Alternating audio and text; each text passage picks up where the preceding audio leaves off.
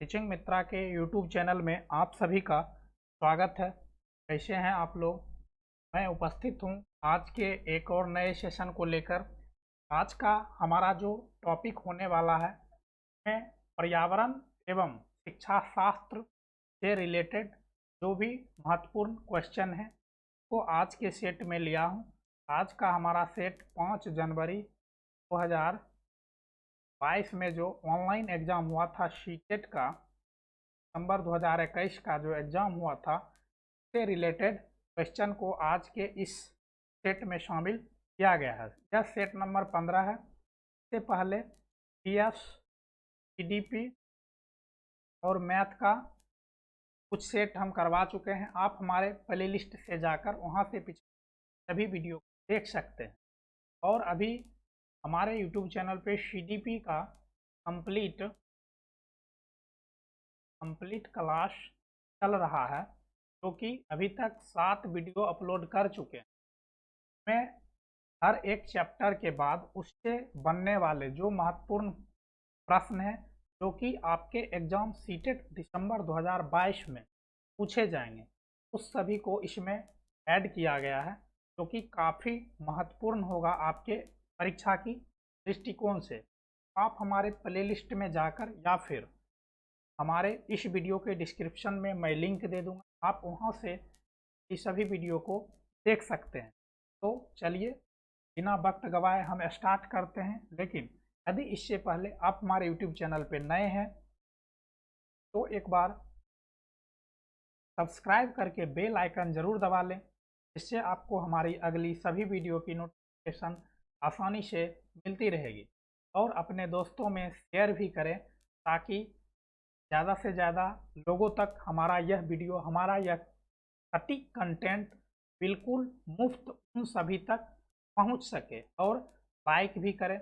आज के वीडियो में जो क्वेश्चन है उसमें जनजाति और कहाँ के जो नृत्य हैं वो प्रसिद्ध है, इसके बारे में हम आपको विस्तार पूर्वक बताएंगे, जो कि एग्ज़ाम में बार बार पूछा जाता है। और उसमें आपको जो महत्वपूर्ण प्रश्न है जो कि कई बार पूछा जा चुका है तो हम आज के इस सेट में लिखवा देंगे। आप उसे लिख लीजिएगा। उससे बाहर एक दो प्रश्न जो भी आएगा अगले सेट में मैं उसको भी शामिल करके आपको लिखवाते चले जाऊंगा। तो इससे क्या होगा कि आपको इधर भी तैयारी चलती रहेगी। फिर मैं जब क्लास का कंप्लीट वीडियो डालूंगा वहां पर भी मैं करा दूंगा, तो आपका कंटिन्यूटी बना रहेगा। किसी भी चीज़ में आप कोई भी एग्ज़ाम की तैयारी कर रहे हैं, लेकिन उसमें सबसे बड़ी बात होती है कंटिन्यूटी। यदि आप उसमें लगातार बने हैं तो फिर आपको सब चीज़ सही रहेगा, नहीं तो फिर आप भूलते चले जाएंगे। तो मेरा उद्देश्य है, मेरा लक्ष्य है कि आप 120 प्लस स्कोर कर पाएँ। लेकिन इसके लिए आपको ईवीएस, मैथ, सीडीपी के अलावे खुद से लैंग्वेज पेपर भी करना होगा, क्योंकि मैं यहाँ आपको लैंग्वेज पेपर का तैयारी नहीं करवा पाऊँगा। लैंग्वेज पेपर आपको खुद से करना है। मैं हिंदी लैंग्वेज पेपर का प्रीवियस ईयर का क्वेश्चन परीक्षा जब आपका नज़दीक रहेगा तब मैं प्रैक्टिस करवा दूंगा, लेकिन अभी फ़िलहाल लैंग्वेज पेपर में टच नहीं करूंगा। तो आपको लैंग्वेज पेपर जो 60 नंबर का है में 15 प्लस 15 पेडागोजी है, तो मैं पेडागोजी करवा दूंगा आपका। उसका जो कंटेंट होगा 30 नंबर का वो खुद से आपको करना पड़ेगा। तो आप उसकी भी तैयारी निरंतर अभी से ही करते जाइए, क्योंकि इस बार जो एग्ज़ाम आपका होगा में आपको समय कम दिया जाएगा। फॉर्म भराएगा, बहुत ही जल्दी आपका एडमिट कार्ड जारी होगा, फिर आपका एग्ज़ाम ले लिया जाएगा बोर्ड के द्वारा।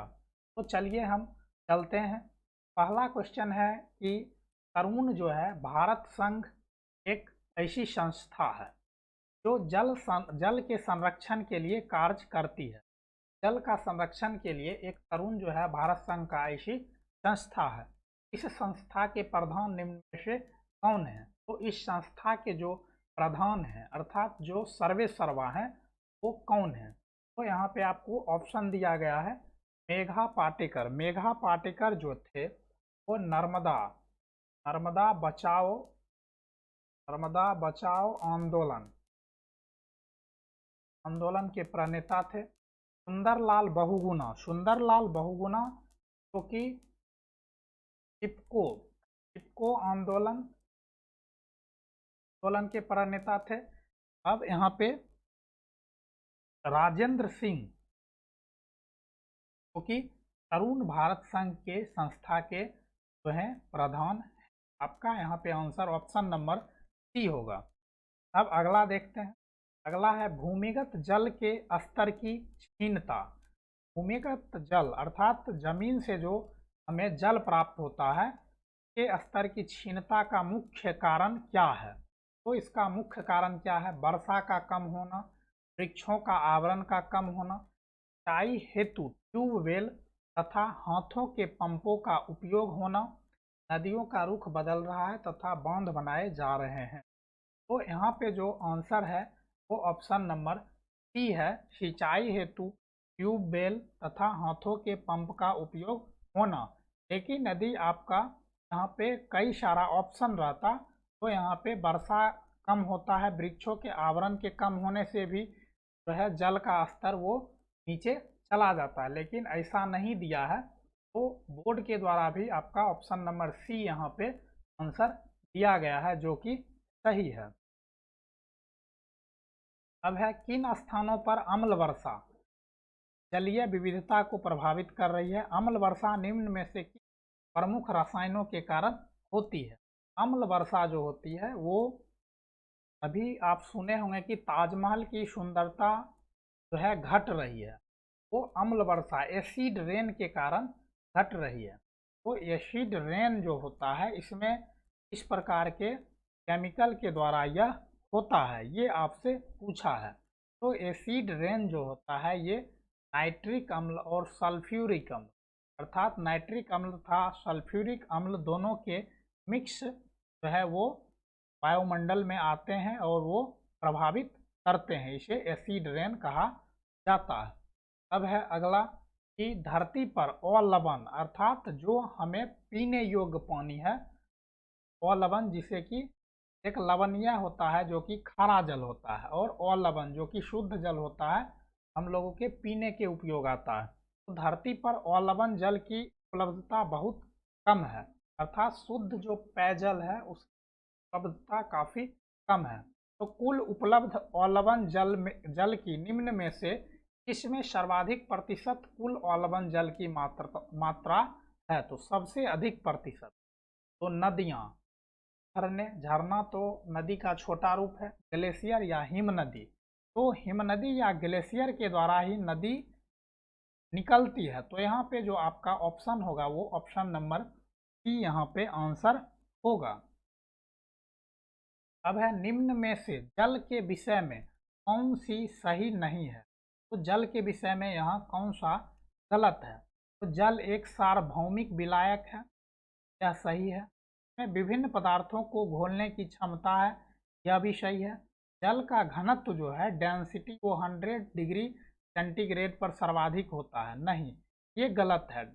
जल का जो डेंसिटी होता है, डेंसिटी ऑफ वाटर मैक्सिमम जो होता है, मैक्सिमम डेंसिटी ऑफ वाटर क्या होता है 4 डिग्री सेंटीग्रेड पे। तो ये आपका यहाँ पे गलत है। पदार्थ तीनों अवस्थाओं में विद्यमान है, ये भी यहाँ पे सही है। तो ये जो सही नहीं है ये आपका ऑप्शन नंबर सी यहाँ पे आंसर होगा। तीनों अवस्था अर्थात ठोस, द्रव और गैस, तीनों अवस्था में जल प्राप्त होता है। तो सबसे अधिक जो बर्फ का घनत्व होता है वो 4 डिग्री सेंटीग्रेड होता है। 100 सेंटीग्रेड पर वह उबलने लगता है। अब है पिता अपने नौकरी वाले माता पिता, छोटे भाई, दादा दादी, चाचा एवं उनके परिवार के साथ रहती है, इस प्रकार की परिवार की व्यवस्था को कहते हैं। तो परिवार जो है क्या दो प्रकार के होते हैं, दो प्रकार के होते हैं। पहला है एकल परिवार, एकल परिवार और दूसरा है संयुक्त परिवार। में रहता है में माता पिता एवं बच्चे, तो या तीन जो भी उनके बच्चे हैं वो इसमें रहते हैं। और संयुक्त परिवार में दादा दादी चाचा चाची के बाद फिर दादा दादी चाचा चाची माता पिता एवं बच्चे, यह सभी जो रहते हैं यह संयुक्त परिवार में रहते हैं। तो अब आपको मैंने बता दिया, आपको आपके प्रश्नों का आंसर यहाँ पे मिल गया होगा। रीता अपने नौकरी वाले माता पिता, छोटे भाई, दादा दादी, चाचा तो उनके परिवार के साथ रहती है, तो यह संयुक्त परिवार का हिस्सा है। संयुक्त परिवार जिसमें परिवार के सभी सदस्य एक साथ रहते हैं। यहाँ पे आपका ऑप्शन नंबर डी आंसर होगा। अब है पौने, चपटे एवं चौड़े आगे के दांतों वाले पशुओं की भोजन के लिए प्राथमिकता भिन्न होती है। ये पशु निम्न में से कौन सी खाद्य संबंधी प्राथमिकता को चुनेंगे? तो जिनके दांत जो होते हैं वो चपटे होते हैं और ज़्यादा चौड़े होते हैं। इस आकार के जो दांत होते हैं वो इस जानवर के होते हैं, आप देखे होंगे। ये जो होते हैं आकार के दांत हैं, चौड़े और ज़्यादा बड़े नहीं होते। तो दूसरे पशुओं का मांस, ये मांस खाने वाले के दांत नुकीले होते हैं और लंबे होते हैं। घास एवं साक यहाँ पे आंसर होगा। आप गाय और भैंस को यदि नहीं देखे होंगे तो आप जाके देखिएगा, उसका जो दांत होता है वो पूरा चपटा होता है और कम ऊंचाई कम बड़ा होता है, लेकिन वो ज़्यादा चौड़ा होता है। तो यहाँ पे आंसर आपका बी होगा। अब है जो पौधे खारे जल, अर्थात खारे जल का मतलब है लवणीय जल में नमक की मात्रा ज़्यादा होती है। तो जो पौधे खारे जल वाले क्षेत्रों में उगते हैं उन्हें कहा जाता है, तो उन्हें क्या कहा जाता है? लवण मिद्रोद्भिद, चमोद्भिद, मरुद्भिद, आत्मोद्भिद। तो यहाँ पे जो आपका आंसर होगा वो ऑप्शन एक होगा, लवणोद्भिद। आपका आंसर ए होगा यहाँ पे आंसर। अब है जो रंग कथा का चित्रण करते हैं, इनमें केवल प्राकृतिक रंगों का उपयोग किया जाता है, चित्रकला संबंधित है। तो यह जो चित्रकला आपको दिया है, यह प्राकृतिक रंगों का जो उपयोग होता है, यह चित्रकला कौन सा चित्रकला है? तो प्राकृतिक रंगों का जो चित्रकला है यह महाराष्ट्र की चित्रकला है। इसे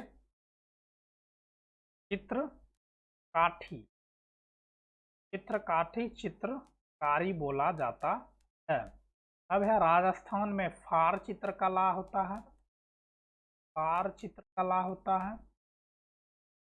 के बाद आंध्र प्रदेश में जो होता है वो होता है कलमकारी।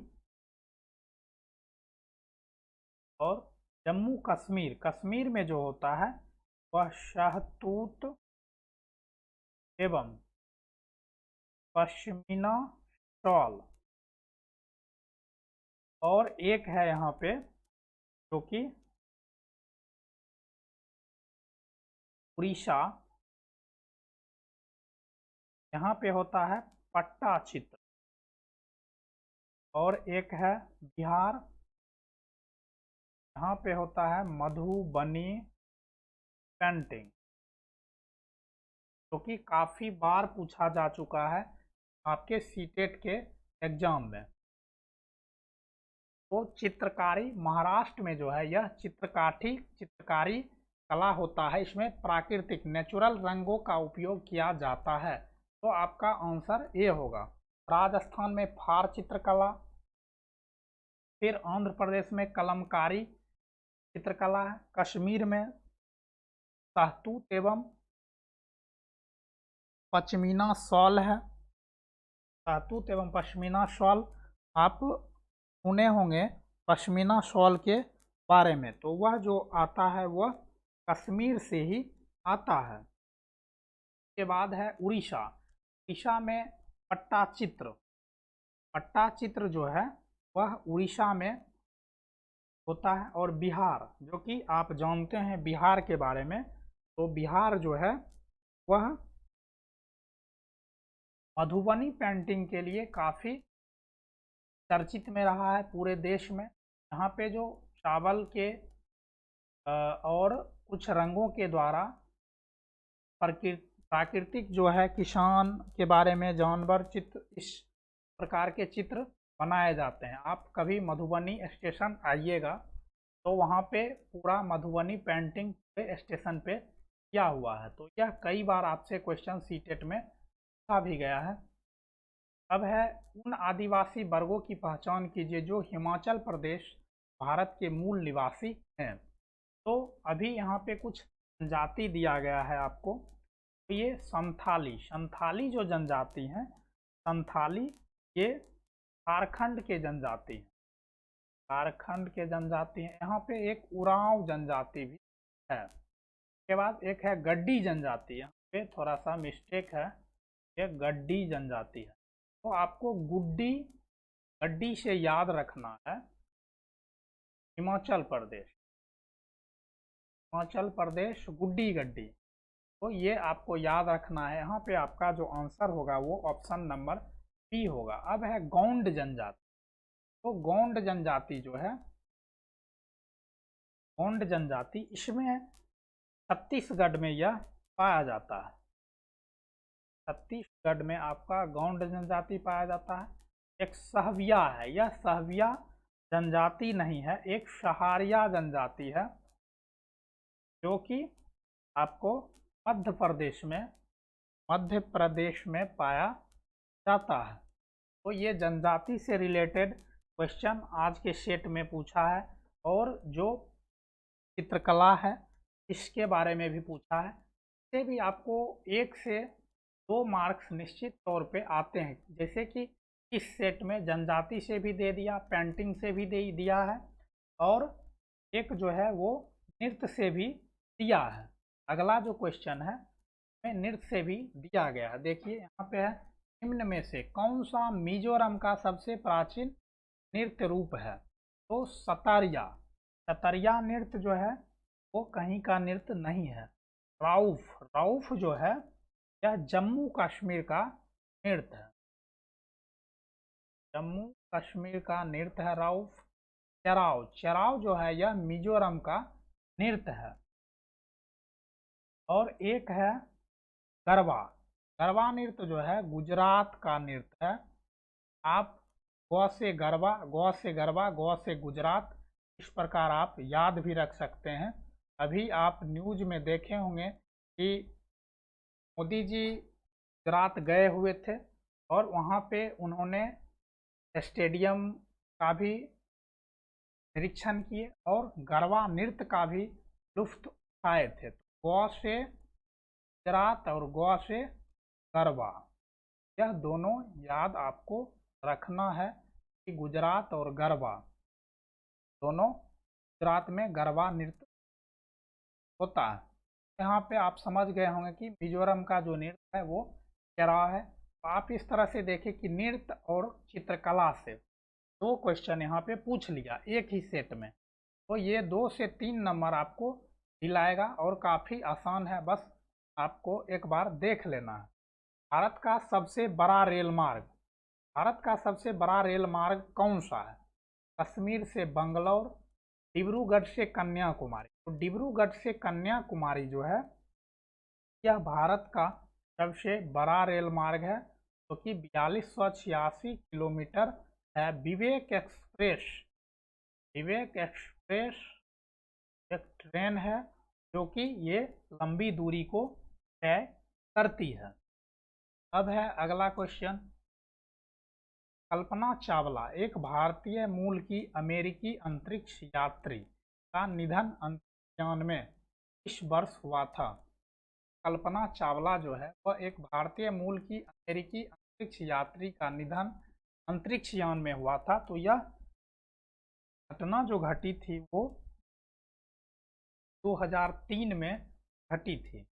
अब है अगला क्वेश्चन, पक्षी विभिन्न प्रकार के घोंसले बनाते हैं।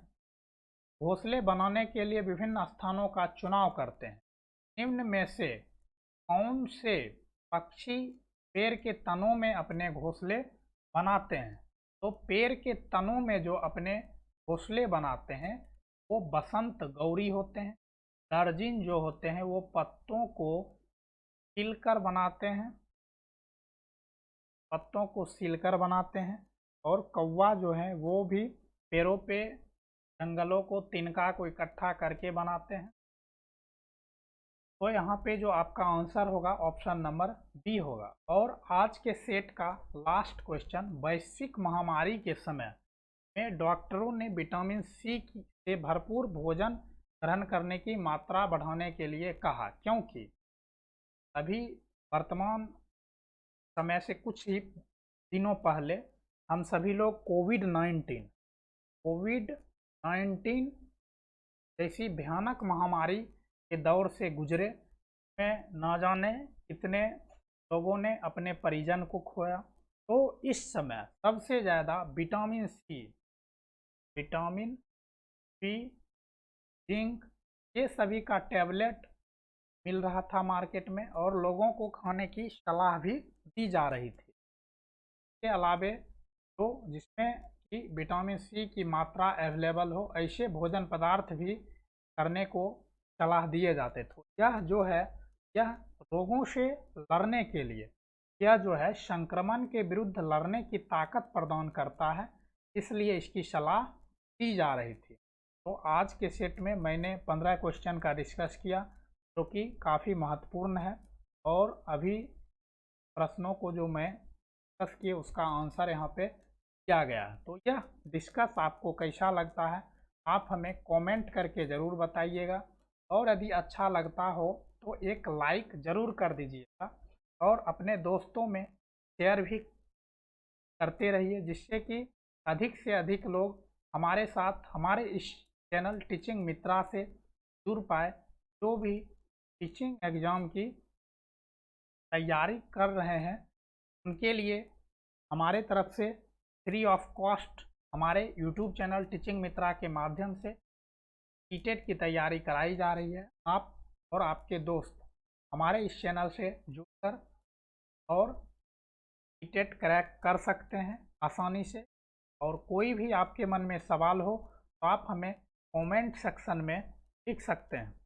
तो यदि अभी तक आपने हमारे यूट्यूब चैनल को सब्सक्राइब नहीं किए हैं तो एक बार सब्सक्राइब करके बेल आइकन ज़रूर दबा लें और एक बार शेयर अपने दोस्तों में अपने ग्रुप में ज़रूर कर दें। तो हमारा यूट्यूब चैनल टीचिंग मित्रा जो कि आप लोगों की जिद को पूरी करने के लिए मैं हमेशा आपके साथ तत्पर हूँ।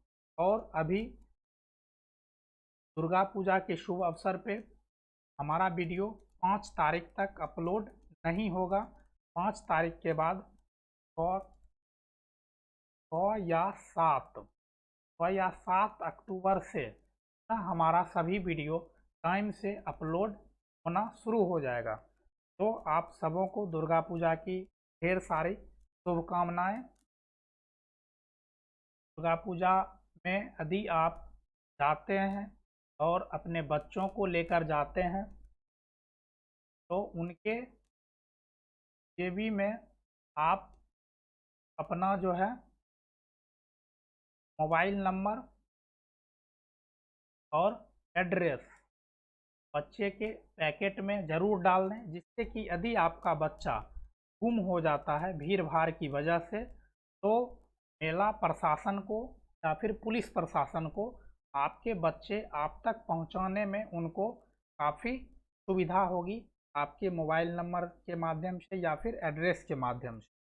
ऐसे आप अपने सामान की और आप अपने बच्चों की सुरक्षा स्वयं करेंगे मेला में। और अच्छे से धूमधाम से दुर्गा पूजा एंजॉय कीजिए। मिलते हैं हम 7 तारीख को अगले वीडियो में। तब तक के लिए बाय बाय, टेक केयर, अपना ख्याल रखें और मेला एंजॉय करने के साथ साथ पढ़ाई भी करते रहें। और हो सके तो मेरे लिए भी मिठाई आप लोग भेज दीजिएगा। मिलते हैं हम अगले वीडियो में, तब तक के लिए बाय बाय, टेक केयर।